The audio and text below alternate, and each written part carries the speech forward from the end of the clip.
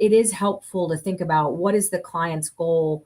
It's not just absolute levels of total return. Some clients might be more biased towards current cash flow. And so for them, it may be worth some of the tax trade-offs that we've already talked about, because you're going to be hit with an ordinary tax bill. So touch on just the importance of, having tax flow planning, right? Having advisors in the place to be able to say, look, it's not just cash flow and appreciation, it's tax flow and, deferral or elimination of estate tax. It absolutely is. You've got to be thinking about, taxable equivalent yields. For example, if you're investing in municipal credits, it's not been a great year, the last year, for municipal bonds, because that's what people naturally think of, as outside of a qualified account.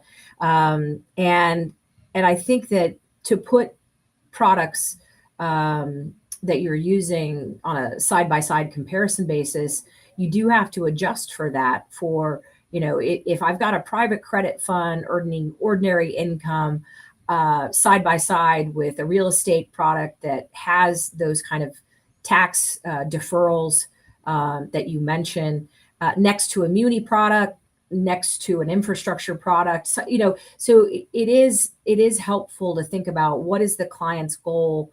It's not just absolute levels of total return. Some clients might be more biased towards current cash flow. And so for them, it may be worth some of the tax trade-offs that we've already talked about, because you're going to be hit with an ordinary tax bill. And so I do think that each client's a little bit different. While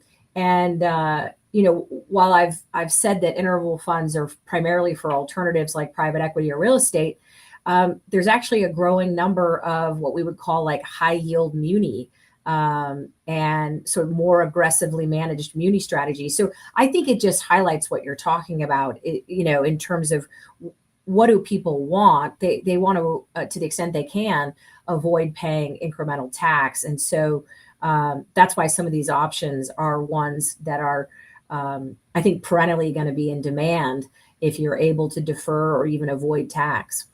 Absolutely. And by the way, if you want to learn more about our unique strategy that we have here, you can go to capitalgainstaxsolutions.com.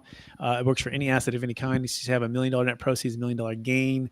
It can also save a failing 1031 exchange. In fact, we have a brand new product we just released this year called the Best 1031 Exit Plan, where you have a 1031 exchange, but you have a backup plan in case it fails. So you're not stuck in what's called 1031 jail and or overpaying for a property that you don't want to buy. Make sure to go to experttaxsecrets.com or capitalgainstaxsolutions.com to start your plan today.